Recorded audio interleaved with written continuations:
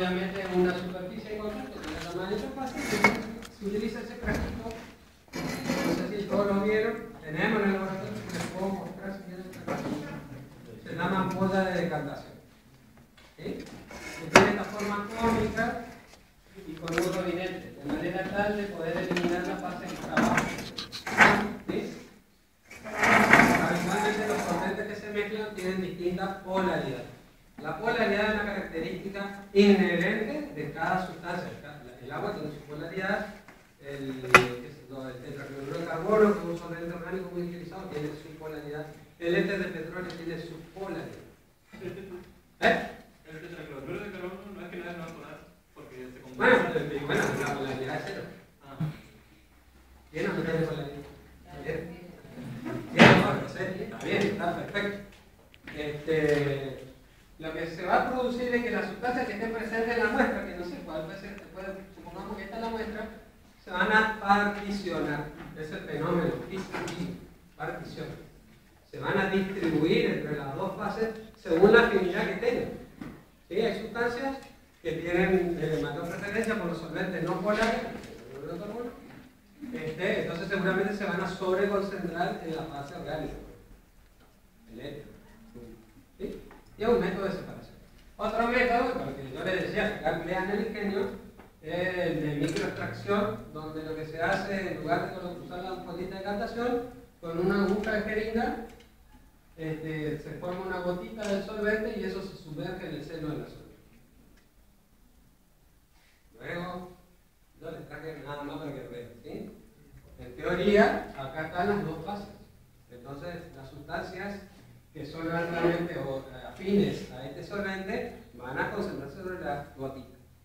Por eso les digo, y dentro de un método de separación hay innumerables ejemplos. Hoy los químicos analíticos nos dedicamos mucho a lo que se refiere a la miniaturización. Este es el sistema de miniaturización. Porque está muy de moda en el mundo la llamada química verde, ¿sí? La famosa química verde, que lo que intenta es, los mismos métodos analíticos que ya están, tratar de hacerlo, pero con el mínimo impacto ambiental. Es decir, usar mucho menor cantidad de solventes. La mayoría de las sustancias, ustedes verán, los reactivos que tenemos ahí, son todos contaminantes. A gran número, son todos contaminantes. Son tóxicos. ¿Sí? Generan ambientes de trabajo muy desfavorables para los que estamos ahí. Entonces, la química verde se dedica a eso, a disminuir todos los volúmenes de reactivos tóxicos. ¿Sí? Si tengo dos opciones y un reactivo es menos tóxico que el otro, siempre se inclina a ser menos tóxico. ¿Sí? Pero obviamente dentro de determinados parámetros. Otro método de separación, porque como lo nombra la presentación, se los traje un poquito, son los métodos cromatográficos. No sé si hicieron alguna cromatografía en química orgánica. Creo que no. ¿Más? Todavía no.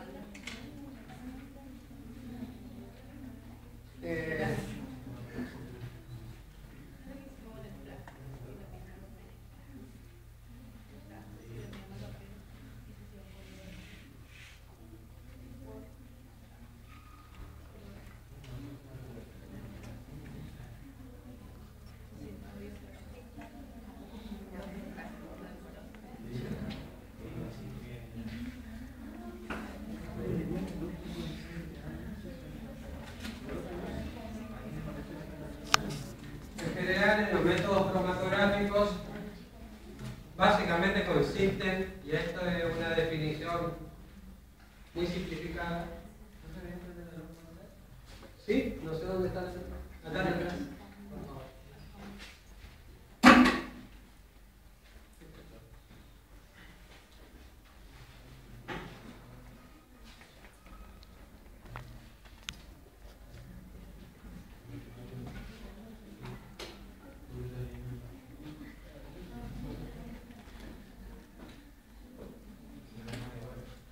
Gracias. Básicamente, el método cromatográfico se puede diferenciar generalmente dos fases.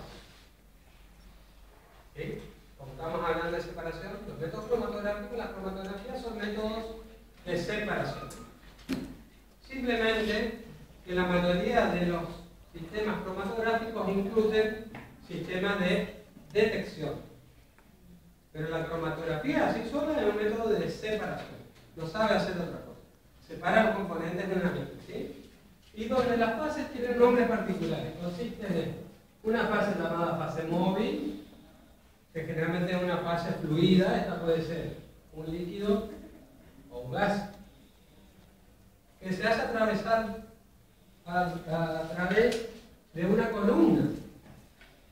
Una columna, como suena así, que está rellena con una sustancia que es la denominada fase estacionaria. Esta fase estacionaria en general son sólidas, ¿no? ¿Sí?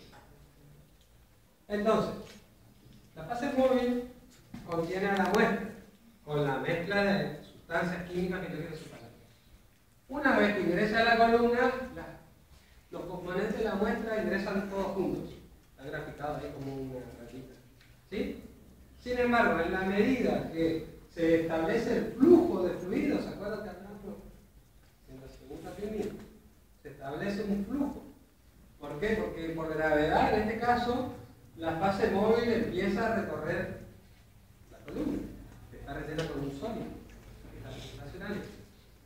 En la medida que la fase móvil, como su nombre le indica, se empieza a mover a lo largo de la columna, cada uno de los componentes se va a ir particionando con la fase estacionaria. Y esa partición, ¿sí? Esa partición se produce de forma diferenciada dependiendo de la afinidad de cada componente con la fase estacionaria. Las cromatografías son procesos que son dinámicos, ¿sí? No es como este, que es un proceso estacionario. Acá yo mezclo los dos solventes, partición y después los separo cada una de las fases. En cambio, en la cromatografía se produce todo ese proceso, pero de forma dinámica, constante, a lo largo. Entonces, lo que se va a producir que de acuerdo a la afinidad que tiene cada componente con la fase estacionaria, como consecuencia yo voy a poder separar las dos fracciones. Se llama cromatografía porque los primeros métodos, estas fracciones eran visibles. Se usaban, por ejemplo, para separar las distintas fracciones de la clorofila. Y tienen distintos colores. Entonces se obtenía columnas con rayitas de colores distintos. Cada rayita correspondía a uno de los componentes de la mezcla que llamábamos clorofila. Entonces cromatos, no sé lo que sabe el griego o latín, color, cromatografía. Se podían obtener un gráfico. ¿Sí? ¿Se entiende? ¿Qué tiene la fase estacionaria? ¿Qué?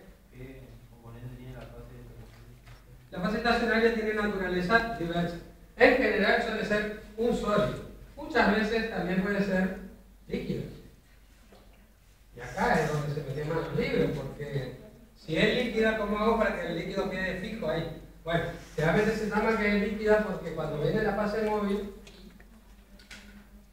la columna tiene partículas sólidas sobre las que es posible absorber un líquido. Están humedecidos.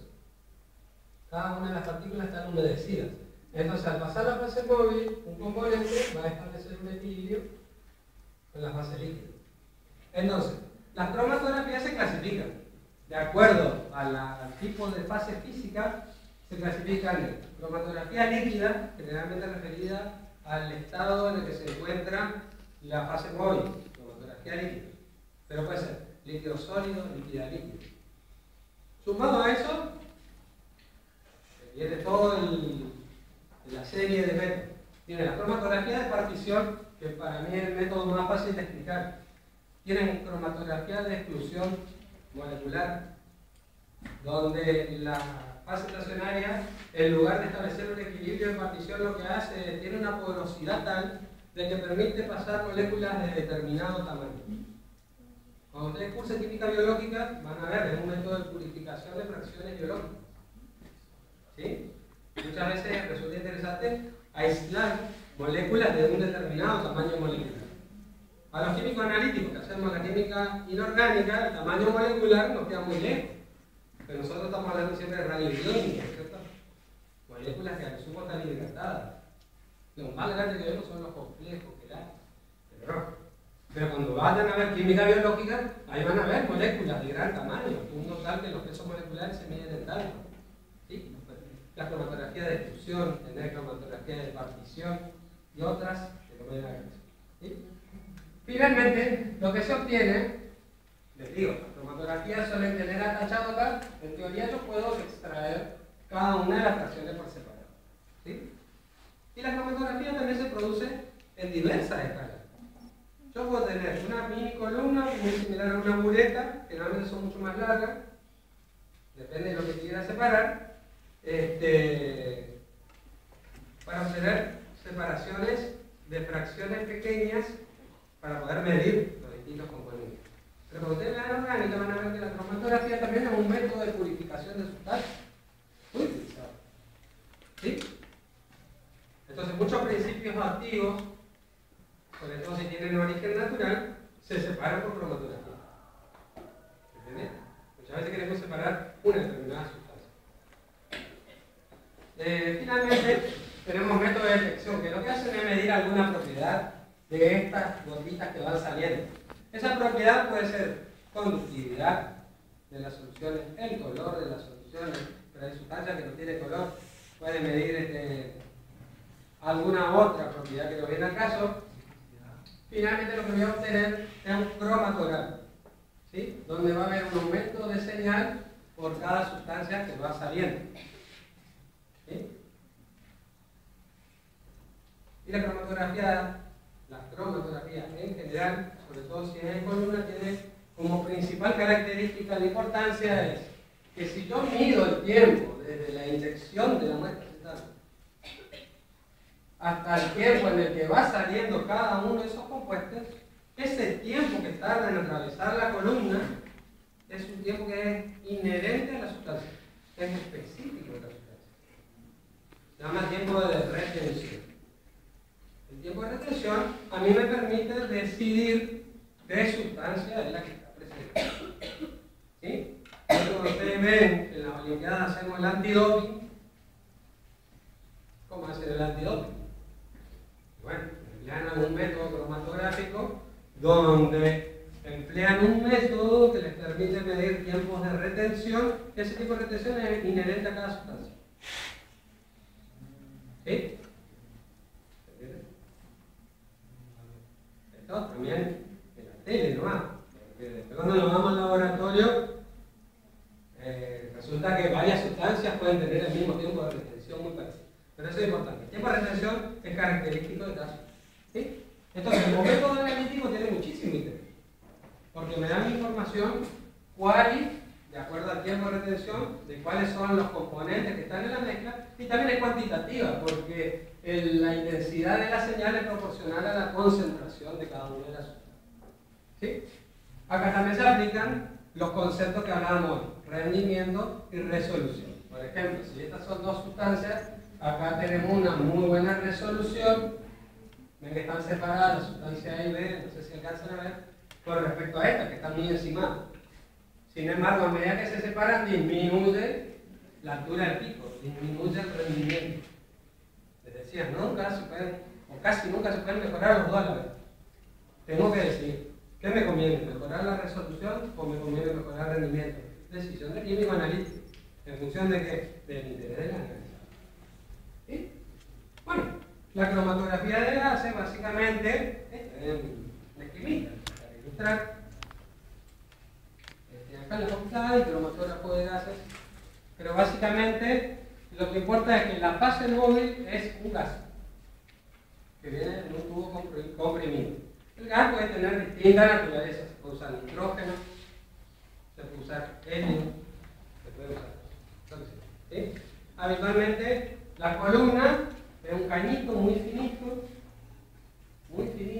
que está enrollado. Y suelen tener largo así 30, 50 metros de largo, que está enrollado, es una bobina. Un cañito muy finito, que cuesta o tiene un sólido adherido a las paredes por dentro. ¿Sí? Y habitualmente se trabaja a elevada temperatura. ¿Por qué? Porque yo voy a inyectar la muestra acá. Pero, ¿qué voy a poder medir con una cromatografía gaseosa? Esto ustedes lo escuchan y... ¿Sí? Lo que voy a poder medir solamente son compuestos que sean volátiles. Si un compuesto no es volátil, no va a ser arrastrado.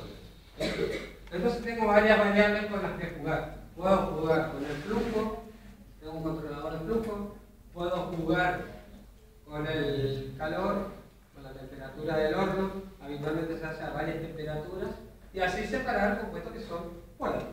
Muy utilizados para la determinación de numerosas sustancias, pero habitualmente con detectores específicos para la determinación de pesticidas.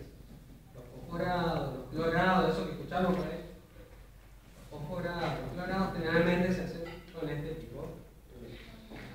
Cromatografía líquida, mucho más complicada, se llama alta performance, y acá que les decía, performance, alto desempeño. Porque parece que está traducido, pero no está traducido. Cromatografía líquida de alta performance no existe. Es alto desempeño. ¿Sí? O alto rendimiento. ¿Sí? La cromatografía líquida aparentemente es muy ventajosa, porque la mayoría de las muestras que yo quiero analizar generalmente son líquidas. La mayoría, no sé, dentro de determinados contextos. ¿Sí? Pero generalmente son muestras líquidas. ¿Pero qué problema tiene? Si yo tengo que hacer pasar una columna, les digo, súper larga, de 2 metros de alto, que está rellena como un sólido, y le tengo que pasar 1 mililitro de muestra.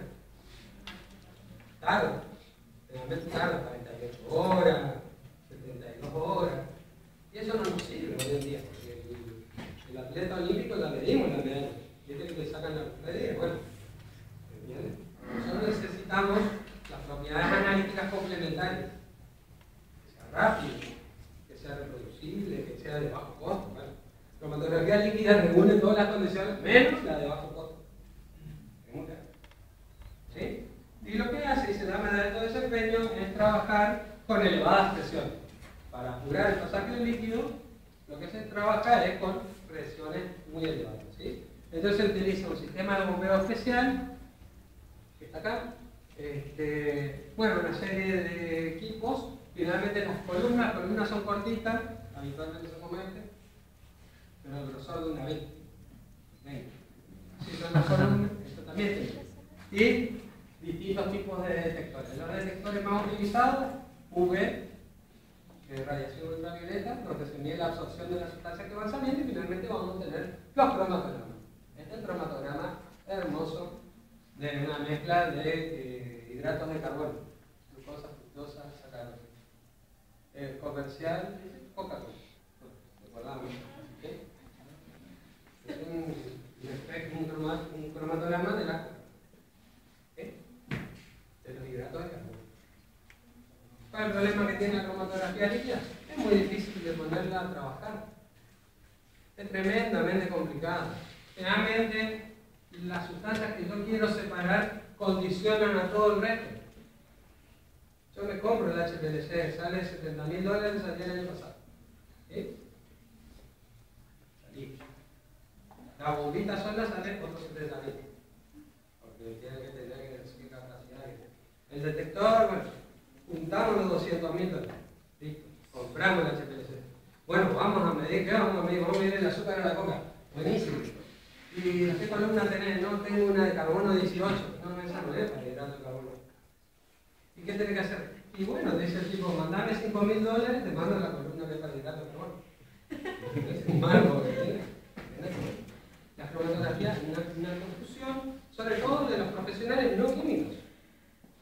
Porque tú lo has escuchado mucho, los no químicos, los ingenieros agrónomos, veterinarios, otros, que también empiezan a hablar de esto, que tenemos el HPLC, vamos a medir todos los posibles antibióticos que están presentes en los alimentos que consumimos todos los días.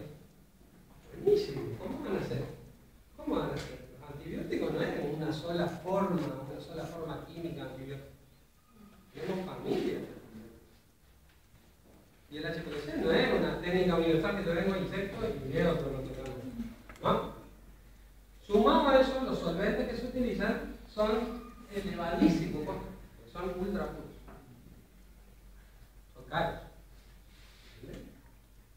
Entonces tienen un montón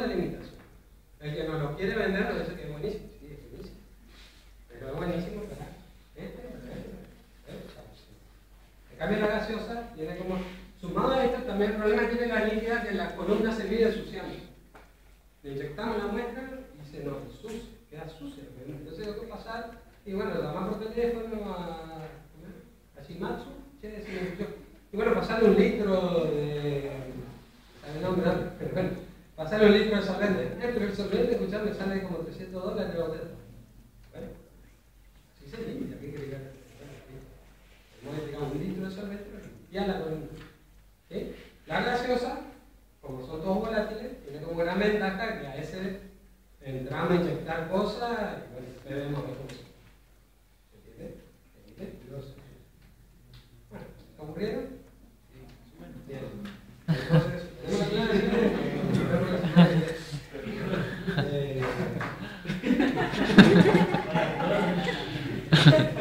esa parte que sigue, esa era la parte divertida. ¿Dijo? Lo que vimos era la parte divertida, ahora viene la parte más divertida. Tenemos recontra, elaborado 500 veces esta presentación y bueno, seguimos aquí. Ahora se envejeció un poquito.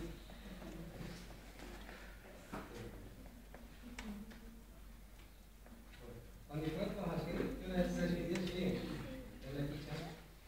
Entonces tratamos de terminar hoy.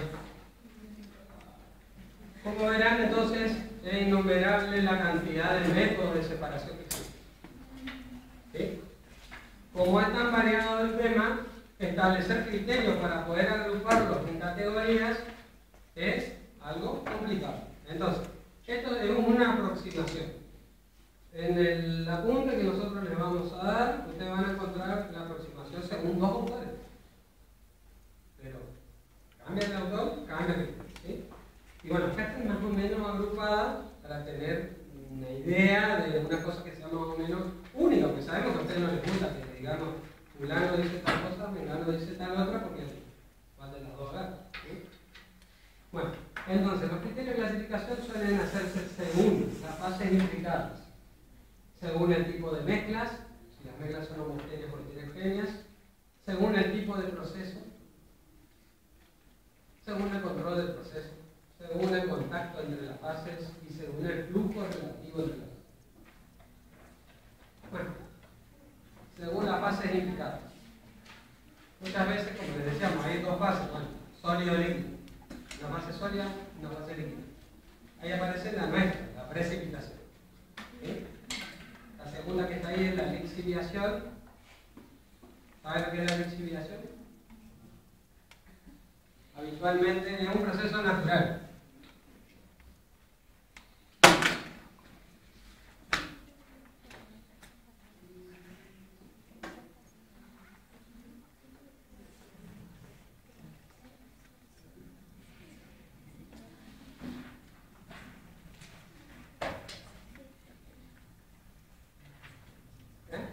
Habitualmente en la napa de grafitito ahí, esto es un pedazo de corteza terrestre donde habitualmente se pueden encontrar napas de agua subterránea. La casita está tomando el agua. Bueno, cuando se produce el fenómeno de la lluvia,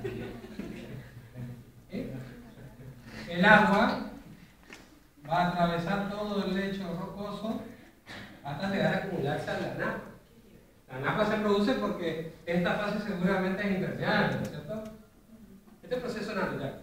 La lixiviación se produce como consecuencia del pasaje del agua y se acumula porque va disolviendo todas las sustancias que estén disponibles a través del sólido. Entonces, lixiviación se le llama a un proceso a través del cual se pasa un líquido, a través de un sólido y después se recoge otra vez el líquido.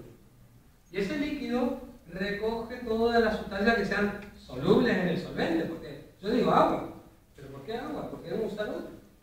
Por ejemplo, en la determinación de grasas se usa el éter sulfúrico. Entonces lo que se hace es tomar un pedazo de salame o de carne, lo picamos, mini primer, lo picamos y lo ponemos con éter. Éter volátil, explosivo, hay que tener cuidado, hay que tener alcohol. ¿Sí? Bueno, recojo la fase etérea. En la fase etérea están disueltas todas las sustancias grasas. Porque por el fenómeno de la partición las grasas les gusta estar más que nosotros no podemos. ¿Sí? ¿Entiendes? Ese es un proceso de lixiviación. La lixiviación consiste en esto.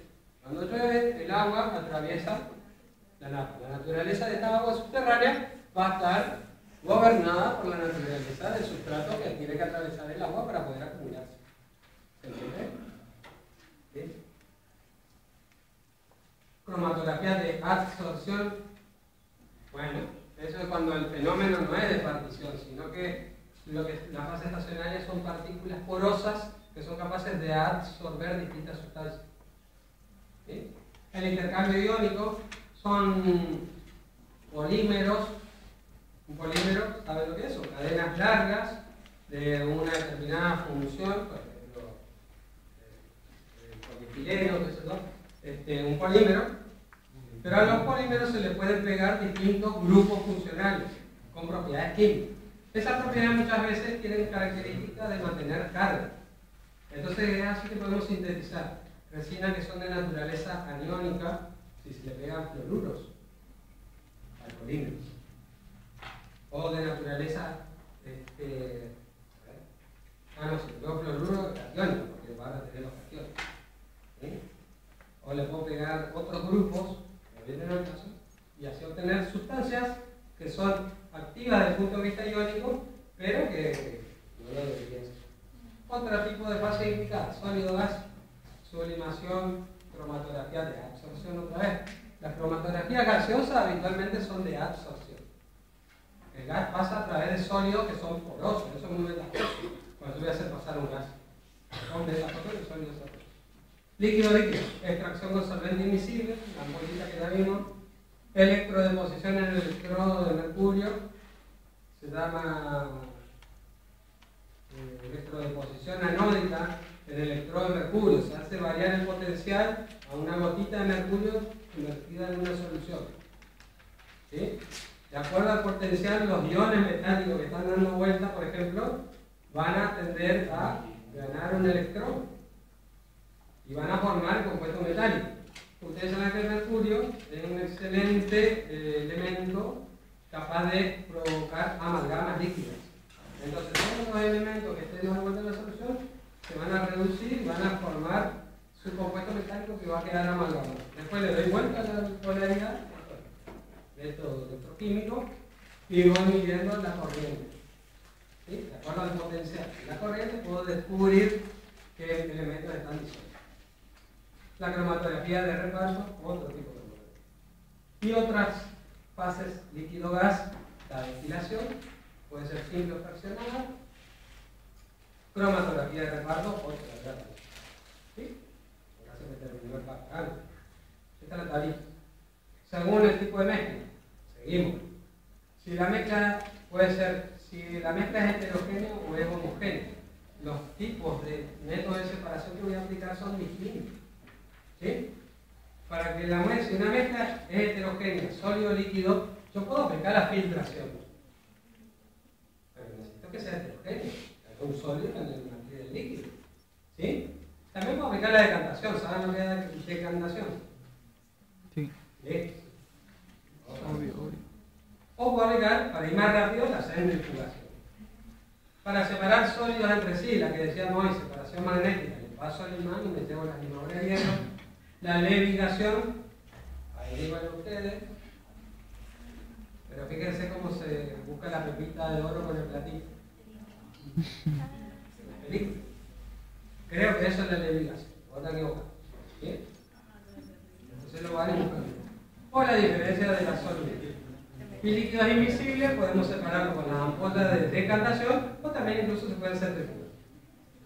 El problema es mucho más complejo si la mezcla es homogénea. ¿Sí? Si hay una disolución de un sólido en un líquido, bueno, puedo volatilizar el solvente, método muy común. Y si son líquidos miscibles, puedo hacer la destilación simple o fraccionada. Bueno, según el tipo de proceso indicado. Los distintos van a ver que los métodos de filtración que están apareciendo son siempre los mismos, nada más que están en distintas categorías de acuerdo a criterio. Si el proceso implicado para la separación es la diferencia en el tamaño molecular, bueno, usa la filtración, ultrafiltración es una variedad. ¿Sí? Ultrafiltración. Es lo mismo que la filtración. La filtración se hace habitualmente a través de una membrana. Nosotros usamos papel. La ultrafiltración habitualmente se hace en columnas que tienen un diseño especial porque se hacen a nivel molecular. Tienen una porosidad muy pequeña y es muy utilizada en la industria también para purificar los compuestos activos o para obtener agua ultra pura. ¿Sí? El agua que nosotros usamos, por ejemplo, el agua destilada que usted tiene en el laboratorio, es destilada por destilación, calor y condensación. Pero si no, se podrían usar columnas que van excluyendo todos los iones disueltos hasta obtener un agua ultra pura. ¿Sí? Cromatografía de estudio, la diálisis, también muy utilizada. Nada más que la fuerza impulsora. En la diálisis también hay una membrana semipermeable entre dos soluciones con distintas concentraciones. Y se produce un pasaje de una hacia el otro lado dependiendo de la concentración de sustancias osmóticamente activas en uno u otro compartimento. Todo esto están escuchando. La diferencia de densidad, bueno, centrifugación, ultracentrifugación, que es una técnica de uso de la centrifugación, cambio de estado, la destilación, hacemos la destilación, ¿sí? Evaporamos el solvente y lo condensamos. Tenemos distintos tipos de condensadores. La sublimación. La sublimación se utiliza cuando pasa del estado sólido al gaseoso directamente. ¿Sí? Generalmente, por ejemplo, el yodo, que lo vimos por ahí, el yodo molecular, se sublima fácilmente. Quiere decir que si yo tengo una mezcla que creo que hay yodo molecular, simplemente calentando, entonces que el yodo se va a ir. Bueno, si a mí lo que me interesa es el yodo, lo tendré que recoger o se elimina. ¿Sí? La cristalización, también en el cambio de estado, porque aparece un sólido. ¿Cuál es la diferencia entre cristalización y precipitación? ¿Alguien sabe?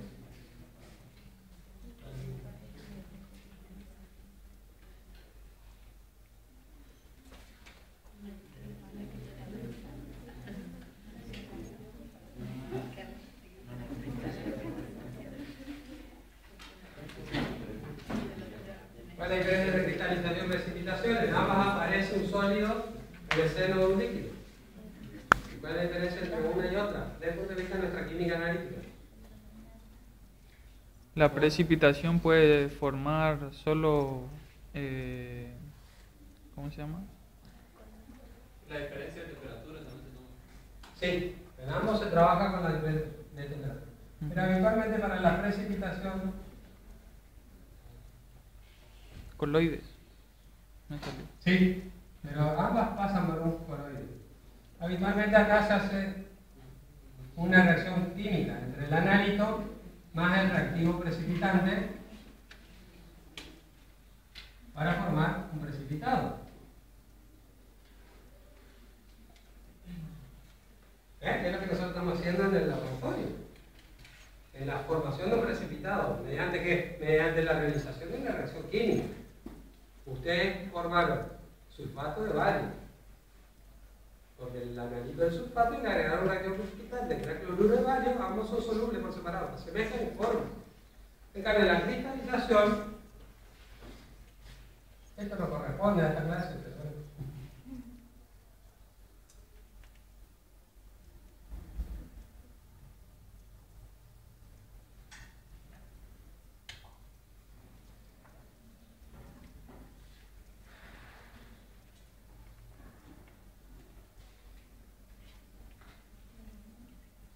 bueno, tengo que hablarlo.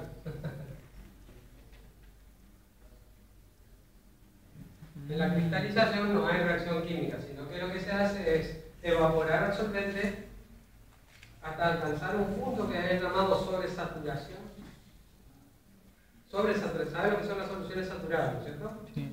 La solución saturada es aquella que yo tomo un volumen de solvente y le empiezo a agregar un soluto hasta que llega a un punto que ya no me disuelve más sólido. Sobresaturada, si yo excedo ese punto, cuando todo lo que yo le agregue de sólido ya no se disuelve. Bueno, otro truco, en vez de estar agregando, yo ya tengo la mezcla formada. Y bueno, evaporo el solvente. Va a llegar a un punto que la solución se va a sobresaturar. Y todos los sólidos disueltos van a precipitar. ¿Se entiende? La naturaleza de la aparición de ese sólido es distinta en la cristalización que la precipitación. Generalmente la cristalización es un método utilizado para purificar sustancias. Porque se suele cumplir que se sobresatura primero la sustancia que está en mayor proporción. ¿Sí? ¿No me creen? Bueno, no importa. ¿Está bien? Eso se suele. Muy utilizado. En orgánica no hicieron. El ácido acetil salicílico también. Bueno. Nosotros antes hacíamos cloruro de sodio. Purificábamos cloruro de sodio, porque el cloruro de sodio de la mesa no es puro, no es cloruro de sodio puro, es una mezcla de sustancias. Cloruro, bueno, también purificábamos cloruro de sodio. Después nos enteramos que los orgánicos hacían, ¿y por qué no yo me hablo de la cristalización? La solidez. Bueno, según el tipo de proceso implicado, ven que son un montón, ¿no? También puede ser la partición, que es la partición entre fases líquidas, la absorción fenómeno de superficie, interacciones eléctricas y las reacciones químicas. En las reacciones químicas hacemos un paréntesis porque está la precipitación, es el proceso implicado, y el enmascaramiento, que son las reacciones utilizadas para evitar que alguna sustancia considerada interferente reaccione con el reactivo analítico, dándome algún tipo de interferencia. Creo que es lo que ve con interferencias positivas, negativas, etc.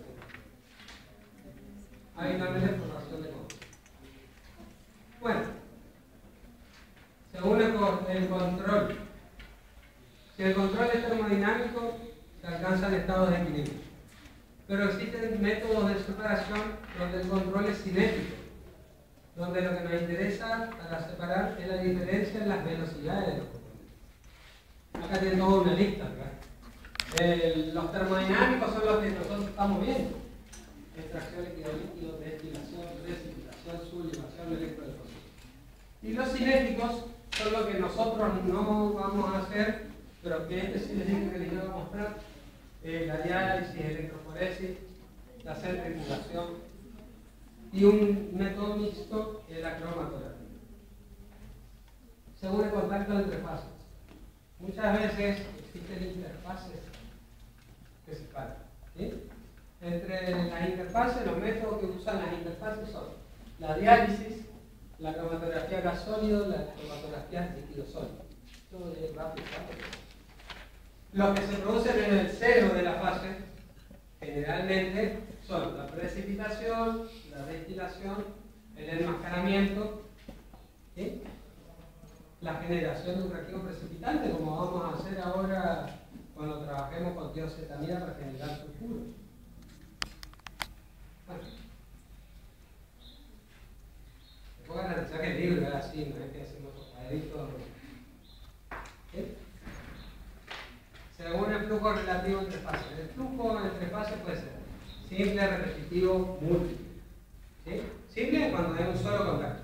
La extracción con solventes, mezclo los dos solventes miscibles, quito, elimino una de las fases, listo, contacto simple. Múltiple, repetitivo. Bueno, hago lo mismo varias veces, porque después podemos demostrar que utilizando pequeños volúmenes de fase extrayente, muchas veces es mejor que usar una sola gran volumen. Como lo pasaba con el lavado del precipitado. Lo mismo. ¿Sí? Es un proceso repetitivo. Y múltiple, existe un equilibrio continuo o estado de cuasi equilibrio. En el caso de la cromatografía. A su vez, este sistema múltiple se puede hacer con corriente o contracorriente. Cuantificación. ¿Cómo se cuantifica? Esto sí tenemos ¿qué es lo que solemos usar para el múltiple? En la extracción se puede postular la existencia. Acá esta es una fase y esta es otra, ¿no es cierto?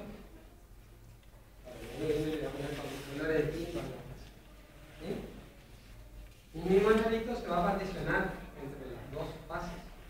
La extracción, siempre que me dicen la extracción, pienso en la extracción con solvente. ¿Sí? Los líquidos que son admisibles los analitos se van a repartir entre ellos. ¿Sí? Entonces es posible postular la existencia de una constante de distribución, K sub D, o constante de reparto.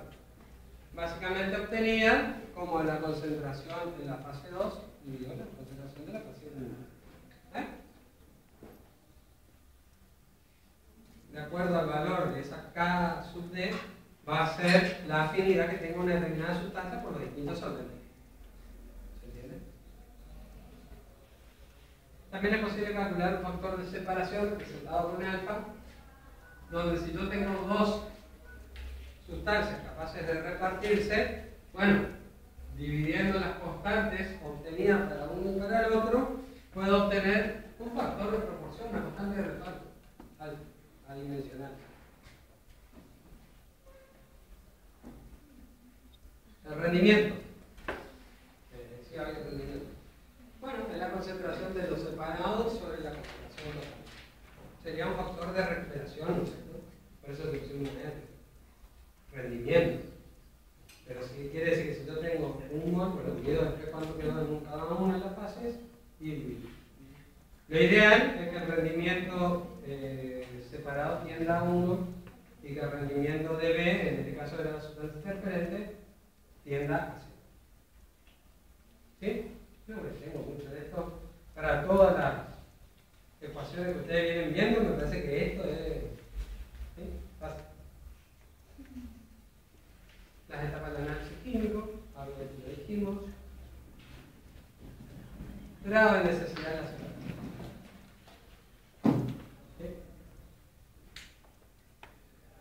Bueno, existen métodos que no necesitan realizar ninguna separación. Son métodos de determinación directa. ¿Sí?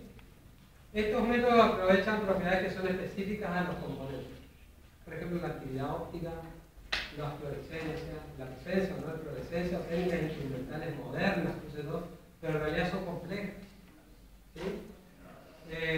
La actividad óptica se refiere a la capacidad de ciertas sustancias orgánicas de producir un giro en el plano de polarización de la despolarización. ¿Sí? No sé si han visto algo de eso. Sí. Los compuestos ópticamente activos. Entonces, habitualmente una solución acuosa de esta sustancia ópticamente activa se puede medir directamente, digamos. ¿Sí? No necesita separarlo. La presencia de fluorescencia, bueno, muchas veces sucede. En la mezcla hay sustancias que son fluorescentes. ¿Sí? Sobre todo al excitar a la mezcla con determinadas longitudes de onda. Eso es lo que tiene bueno el fenómeno de fluorescencia. Que no es lo mismo que la fosforescencia. Pero vamos a perder más tiempo.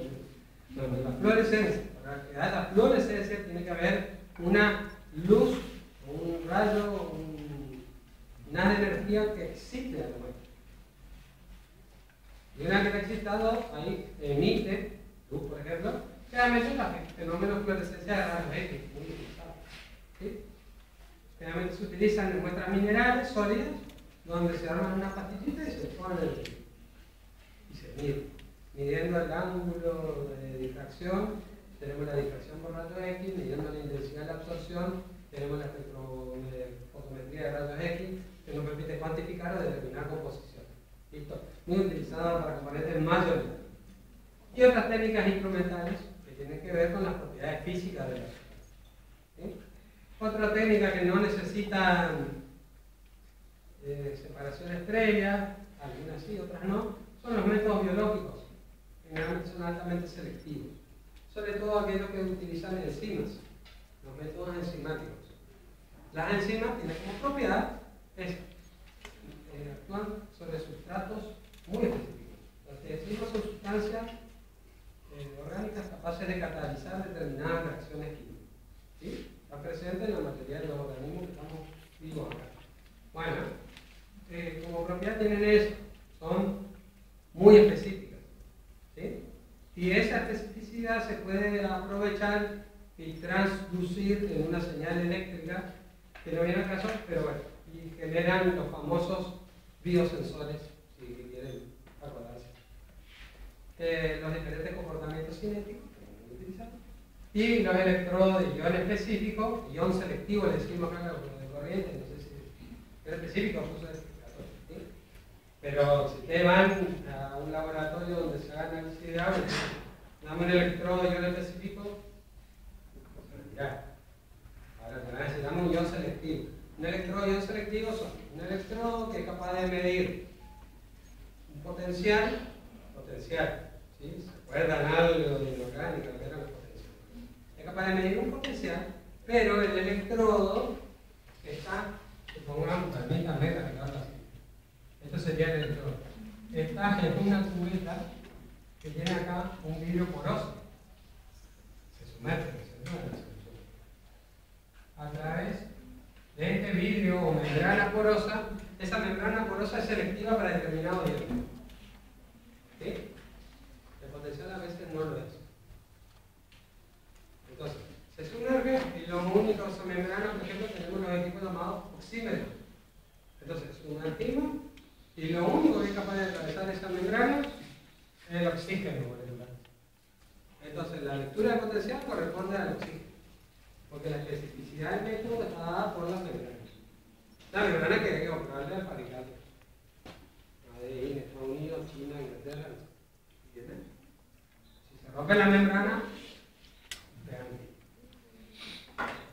O le ponen una bolsita, pero no sé si es cierto. La bolsita de los sándwiches de miga. Parece que anda justo con el oxígeno. No sé si la del papel film es oxígeno, ¿sabes? Dicen que anda, no sé. Algo mide. ¿Sí? ¿Entienden? Pero la mayoría de los procesos, sobre todo lo que nosotros vemos en esta materia, son los que requieren separación. Existen casos especiales, ustedes van a tener que leerlo aquí en la bibliografía, pero sobre todo cuando se refiere a la concentración de trazas. Acá, profe Catoyo usaba la nomenclatura vieja. Traza es una traducción, una castellanización en realidad, ¿no?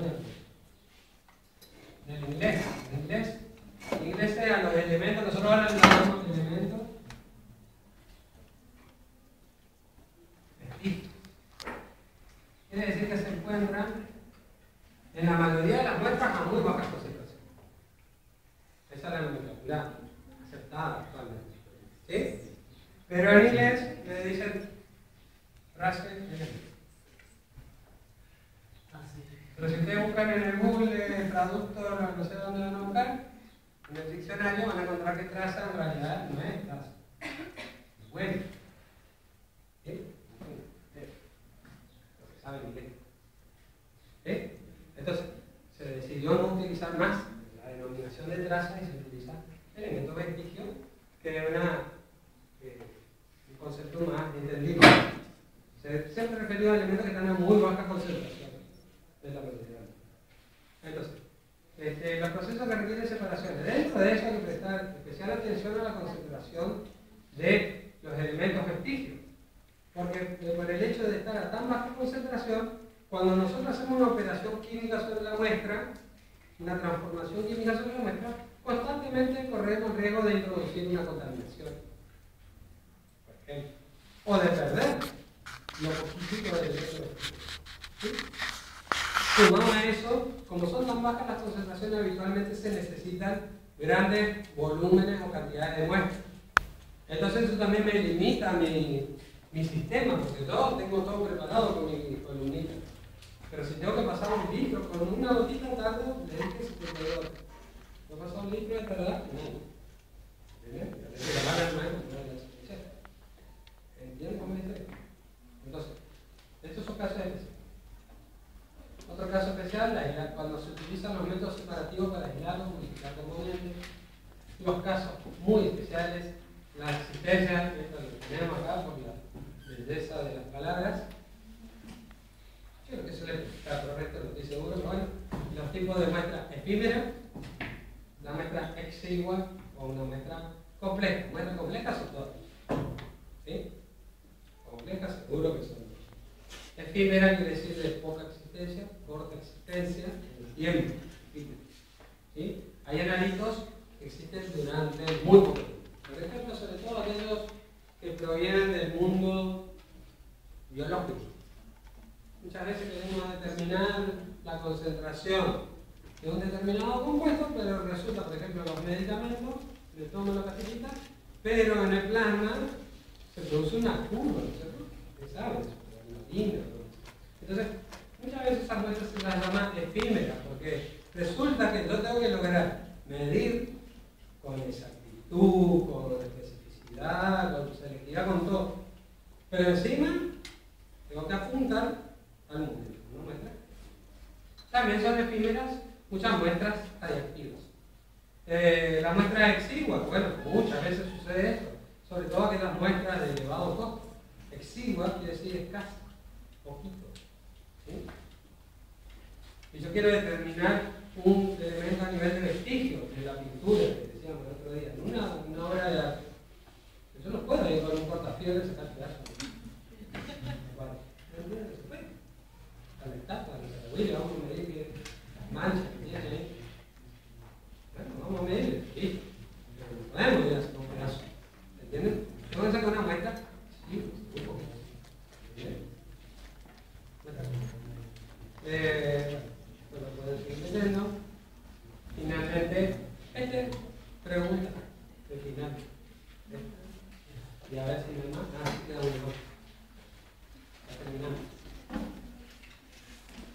Ya terminamos. Los criterios de elección del método de separación. Estos son.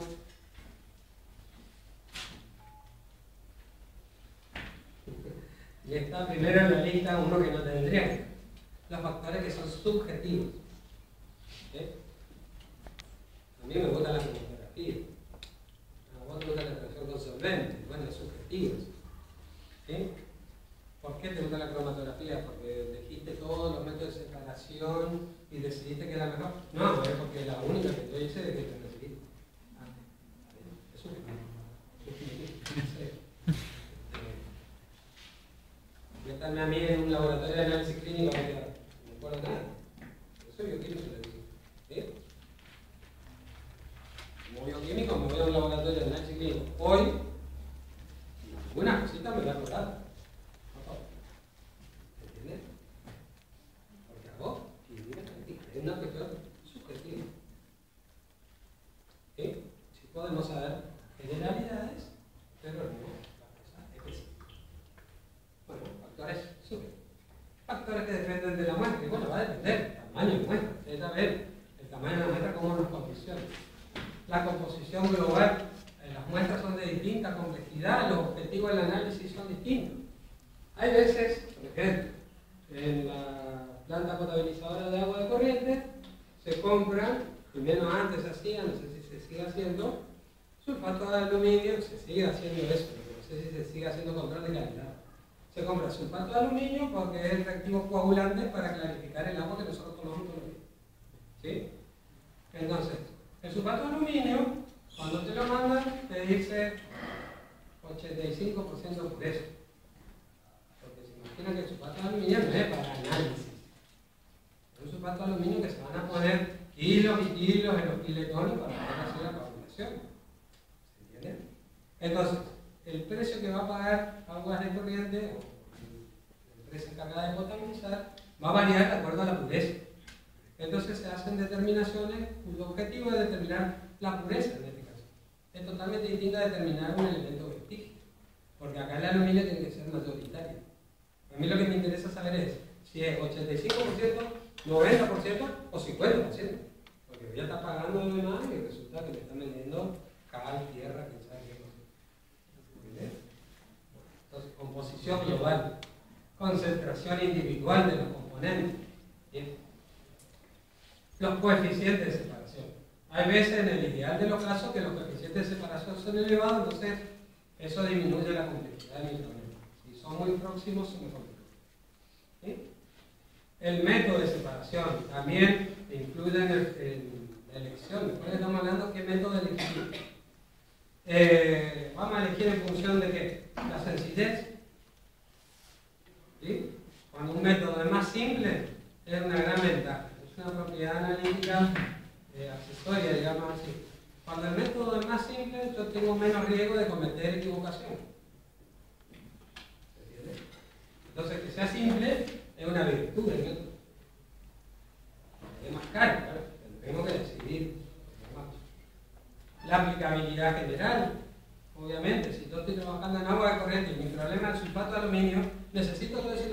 tenemos acá en la facultad? Necesito nada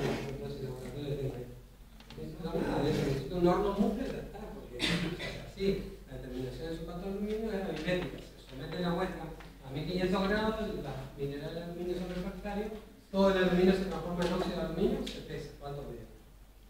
¿Sí? Se determina, porcentaje de aluminio, tanto. ¿Necesito ese droguero? ¿Necesito una buleta? No necesito nada. No, menos. La selectividad que yo necesite, obviamente. No es lo mismo medir los restos de cocaína en orina de Diego que medir no sé, ¿entiendes? Los problemas son totalmente distintos. Son completamente distintos. Obviamente, para medir un resto de un alcaloide, por ejemplo, las muestras para los estudios de doping son tremendamente complicados, porque normalmente lo que nosotros ingerimos no sale así. Los metabolitos de expresión son completamente distintos. Por suerte, algunas de esas vías son conocidas, pero otras no son tan. Y muchas veces, por eso que no sé si se acuerdan, porque yo ya soy chico, ¿no? En el 94. ¿Habían nacido ustedes en el 94? Sí, más o menos, eran chiquitos. Bueno, pobre Maradona le encontraron cocaína en la orina. Y él siempre dijo que no era cocaína, era efedrina. Y bueno, da la casualidad, porque algún bioquímico lo asesoró, que los equipos de HPLC de esa época, los picos de efedrina y cocaína en orina, el metabolismo es muy similar, entonces eran difíciles de distinguir. ¿Sí? Hoy, a los HPLC, lo que le agregamos es un espectrómetro de masa. Un espectrómetro de masa capaz de determinar la estructura de la molécula, con un gran grado de acierto. Es específico de la química de la molécula que está saliendo. Entonces, aparte de ver el pico, y viene el Diego y dice, no, me puse una gotita en la nariz, botines, ¿sí? ¿Usted qué hace? ¿Entiende? Ah, bien. Bueno, está bien, pero ahora eso no. Tenemos el espectrómetro de masa. ¿Bien? Y el espectrómetro de masa divide a las moléculas orgánicas en fracciones que tienen propiedades de carga, masa. ¿Sí? Se someten en un tubo de alto vacío, son muy caros. En el país se llama HPLC masa-masa, para que sepan, ¿no? HPLC masa-masa. En el país debe haber 3 equipos. Yo conozco 2. Uno está en la Universidad Nacional de San Luis, en el INQUISAN, Instituto de Química de San Luis, que está funcionando, porque el problema con estos equipos también tienen siempre el mismo problema. Son carísimos. Y una vez que se compran, necesitamos a alguien que sepa aprender el equipo. No lo prende un bioquímico ni un licenciado. Hay que especializarse en ese equipo de esa marca. Lamentablemente es así. Son técnicas muy complejas. ¿Sí? Entonces necesitamos, como les decía el otro día, se demoró a ir un año a Estados Unidos, pero vamos a mandarle a él. Pero él se va a los 6 meses, se enamoró.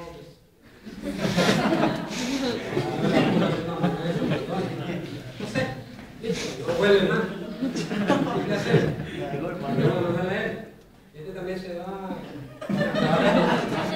como el americano. ¿Entiendes? Esos son problemas humanos reales.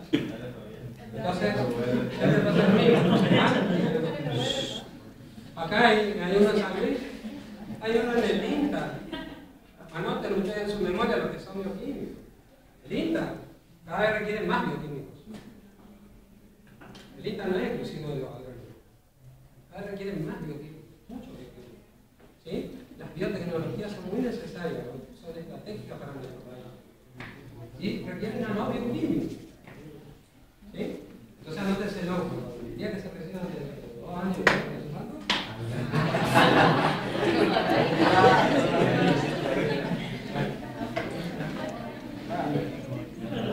finalmente, la presentación de la eficiencia. Esta es la presentación que equivoqué porque aquí iba con los factores de cuantificación, rendimiento, el alfa de separación, la constante de distribución. Está gobernado por esto. Como les decía, la capacidad, factores que afectan a la eficiencia, la capacidad del sistema. Si mi objetivo es aislar componente activo que está presente en una determinada, por ejemplo, las plantas de lemongrass que son ricas en ácido orgánica. Las plantas de lemongrass, ¿en qué son ricas? Los terpenos, ¿no? Caucho. Hay compuestos aromáticos que son muy útiles, por ejemplo. Citral. El citral, un aceite esencial que está en el lemongrass. Lemongrass es el cedrón paraguayo. ¿Conocen el cedrón paraguayo? ¿Me gusta tomar tereré conmigo? El cedrón paraguayo parece hoja larga. Sí, es el cedrón paraguayo. Buenísimo. Bueno, a ver, muy rico en un aceite esencial. Que me van a disculpar, pero creo que es citral, pero no estoy seguro. Esa aceite esencial, por ejemplo, les cuento un caso de lo que pasa.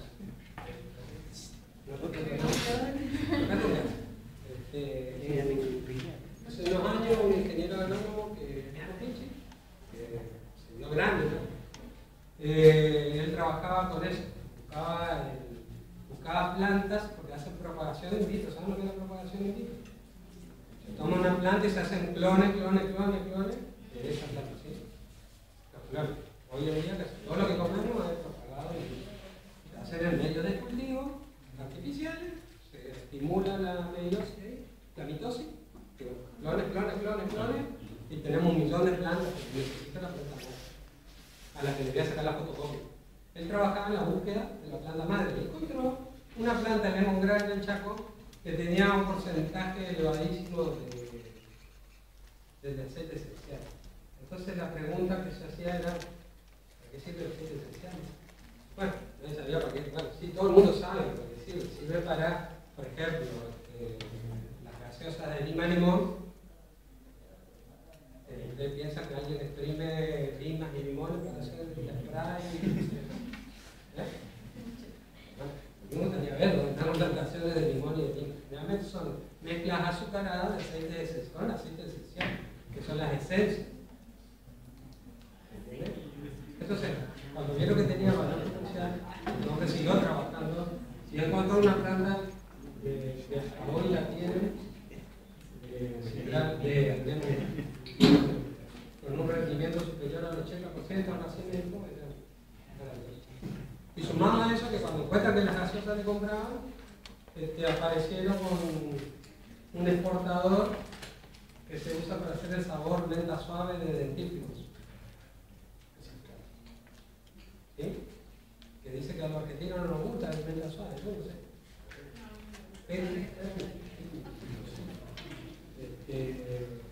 Bueno, es importante saber tranquilo. Es importante que los bioquímicos prendan todas las luces, miren para todos lados. Nosotros no sabemos qué va a pasar dentro de 2 o 3 años cuando ustedes se reciban. ¿Sí? Ustedes lo saben.